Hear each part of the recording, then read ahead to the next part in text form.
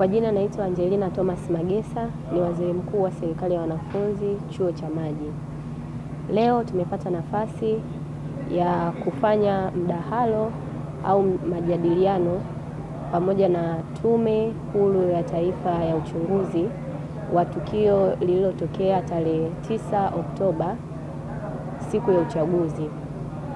Lengo kuu la mjadala huu ilikuwa ni kuhusiana na yale yaliyotokea, kujua nini chanzo cha zile ghasia, kujua nini lengo la zile ghasia, pamoja na kutrace madhara yaliyojitokeza pamoja na athari.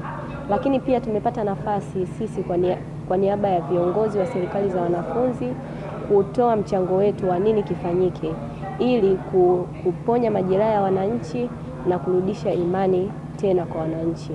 Kwa hiyo kwa nafasi hii nipende kutoa shukrani za dhati kwa Mheshimiwa Rais wa Jamhuri ya Muungano wa Tanzania Daktari Samia Suluhu Hassan kwa kuunda tume hii huru ya taifa ya uchunguzi kwa lengo la kupata solution na kuleta majadiliano ambayo yanaleta mustakabali mzuri wa taifa letu.